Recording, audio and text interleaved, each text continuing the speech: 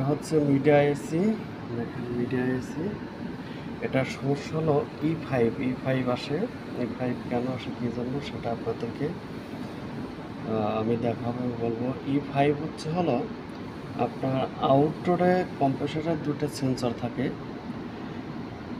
তিনটা সেন্সর থাকে, একটা এয়ার সেন্সর আর দুইটা হলো আপনার হিট সেন্সর। এবং এই হিট সেন্সর সমস্যা হলে পরে ই5 আসে। আপনাদের আমি এই হিট সেন্সর দুটো দেখাবো, সেই জন্য ই5 আসতেছে সমস্যার কারণে দেখেন। এবং এই জন্য এসিটা আমার চলতেছে না। আসলে ই5 আসলে পরে দেখবেন হিট সেন্সর থেকে অফ করে দিলে কম্প্রেসর চলবে না, আর আউটডোর ফ্যানও চলবে না। ওটা সার্কিট থেকে কন্ট্রোল করে আউটডোর ফ্যান না চললে পরে আপনার ঠান্ডা আসবে না। কিন্তু আপনার দেখবেন যে ইনডোর ফ্যান চলতেছে, কিন্তু ই5। এই যে দেখেন, এটা হলো হিট সেন্সর। এটা দেখেন কম্প্রেসর থেকে ডিসচার্জ লাইনের যে পাইপটা গেছে, এটার কি পরিমাণে হিট আছে, এটা এটা দেখার জন্য দেখেন। আর একটা আছে হলো যেটা এই কয়েলটা গেছে দেখেন ওই ভিতরে, ওই যে ভিতরে কেবলটাই মারা, ওটা হলো আপনার হিট এক্সচেঞ্জার হলো সেন্সর। এই দুইটা সেন্সর হলো আপনার দেখবেন, যদি হয় এই দুইটা সেন্সর হলো আপনার সমস্যা হয়। আর এই দুটো সেন্সর, আর একটা সেন্সর আমি দেখাচ্ছি। এই দেখেন, এই সেন্সর, এই আর একটা সেন্সর, টোটালে একসাথে তিনটা সেন্সর থাকে। এই সেন্সর যদি আপনার সমস্যা হয়, তাহলে এই সেন্সর সমস্যা হলে আপনার ই5 আসবে। দেখবেন ই5 আপনার টান দিলে দেখবেন যে দেখাচ্ছে। আর দেখেন আমি আপনাদের দেখাচ্ছি এখান থেকে, এই যে কানেকশনটা লুকেরিটা দেখেন, এখান থেকে এটা হলো আপনার হিট এক্সের একটা, দুইটা, তিনটে কানেকশন চলে গেছে। আপনারা সবসময় এটা কী করবেন, এটা হিট হয়ে গেলে পরে আপনার এটা চেঞ্জ করে দেবেন। আর এটার কারণেই হলো সবসময় দেখবেন যে আপনার ই5 চলে আসে। ই5 চলে আসার কারণে এই সেন্সরগুলো পিছনে। আর এটা যেটা দেখতেছেন, এটা আসলে আপনার হিটিং, মানে কম্প্রেসর ওয়েলটাকে উত্তপ্ত রাখার জন্য।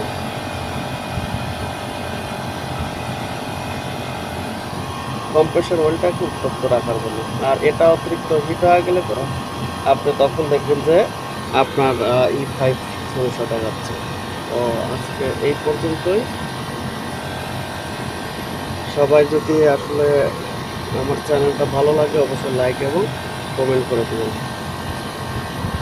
আসসালামু আলাইকুম। পরে আমার কাছে পুরাতন যে সেন্সরটা ছিল, এটা আমি কেটে লাগিয়ে দিয়েছি। আর এই সেন্সরগুলো আপনি খেয়াল করবেন, একটা আছে কুলিংয়ের আর একটা আছে হিটিং।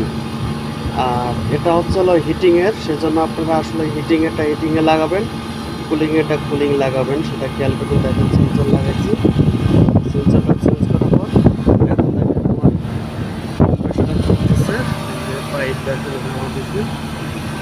আর আপনাদের ওটাও দেখেন ইনশাআল্লাহ এসে আর সমস্যা হবে না। তো আর একটা কথা এই সেন্সরগুলো সবসময় চেঞ্জ করার আগে একটা সেন্সর এক মাপের থাকে, সেটা মেপে নেবেন। কারণ একটা দেখবেন কতটা 5K, এটা 6K বা 7K বা 8K এরকম থাকে। তাহলে যে মাপের ওই মাপের লাগাবেন, তাহলে আপনার সবচেয়ে পারফেক্ট হবে। তো আজকে এই পর্যন্তই। সবাই আসলে আমার চ্যানেলটাকে লাইক এবং সাবস্ক্রাইব করতে পাশে থাকবেন। দেখেন সেন্সরটা চেঞ্জ করার পর এখন আমার এসি ওকে, আর ই5 নেই। আর ই5 আরও 2-3টে কারণ আসতে পারে। যদি আপনার কন্ডেন্সার অনেকটা ময়লা থাকে, বা যদি গ্যাস কম থাকে, এবং যদি দেখা যাচ্ছে যে গ্যাস বেশিও থাকে, তাহলে কম্প্রেসর বা যদি আপনার কন্ডেন্সার ফ্যান কোনোটা সমস্যা থাকে, সেক্ষেত্রেও কিন্তু ওভার টেম্পারেচার হয় ই5 আসবে। আপনার মনে রাখবেন, শুধু যে সেন্সরের জন্য তাও না, অতিরিক্ত ডাস্ট থাকলে বা গ্যাস কম থাকলে বা গ্যাসের পরিমাণটা আবার বেশি থাকলেও, আর যদি আউটডোর ফ্যান সমস্যা থাকে, সেক্ষেত্রেও আপনার ই5 আসবে। তো আজকে এই পর্যন্তই। আসসালামু আলাইকুম।